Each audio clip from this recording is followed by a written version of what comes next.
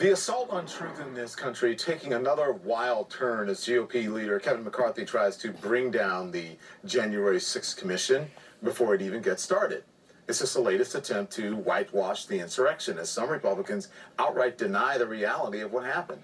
So joining me now is presidential historian John Meacham, the host of the podcast Fate of Fact. It's good to see you, sir. Thanks for joining. So it has been a little more than 4 months since the insurrection, the worst attack on our capital this country has ever seen at the hands of Americans, and Republicans and Democrats can't even agree on an investigation into what happened. What does that say about our democracy, John? That we're at an inflection point, a dangerous one. You know, the Confederate Army never got as far as the insurrectionists did on January 6th. There was talk about disrupting the electoral count in 1861 when Lincoln became president, and they never got that far. They never got that far during the war when Washington was under siege. And yet, what did we see? We saw a Confederate flag being carried through the United States Capitol. Fundamentally, a democracy depends on our dispositions of heart and mind, our capacity to recognize the rule of law, to lose gracefully when, in fact, we do lose, and then stay within the constitutional buoys, the constitutional guardrails, pick your metaphor, and go and fight another day. And what we're seeing now, really for the first time since Reconstruction, in my opinion, is a huge chunk of the enfranchised country opting out of a reality-based world and pursuing their own vision, their own wilderness of mirrors, in a way that is almost entirely about the will to power. It's not about prosperity. It's not about common purpose. It's not about the preservation of democracy.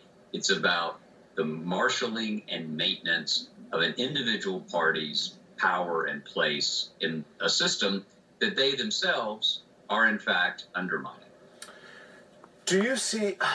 I'm asking this question because I don't know if I see this on...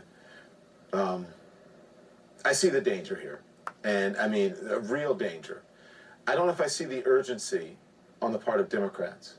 I don't see the fight. Do you believe Democrats realize what they are up against right now, that this isn't just an uglier, dumber version of politics as usual, that this is a really, as you say, an inflection point for our country? If people continue to can't believe and don't know what to believe, or their voting rights are restricted, do you think Democrats know, and are they fighting hard enough to try to preserve the republic?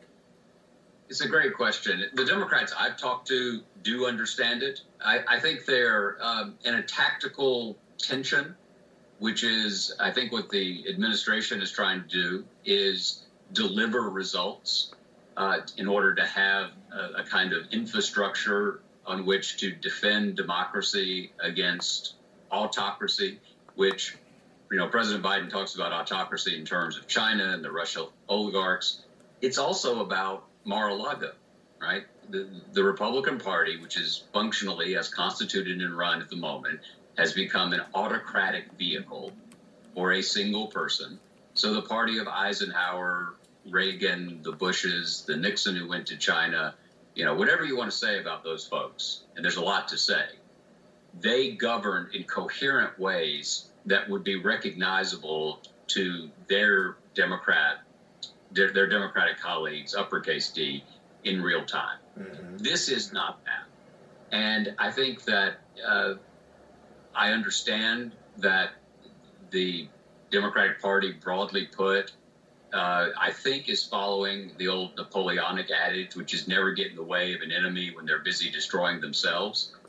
The problem there, which you put your finger on, is they may destroy themselves, but they could also bring down the Constitution. Exactly. And by the way, 5 years ago, even 3 years ago, hell, maybe a year ago, I'm not sure I would have said that. Mm-hmm.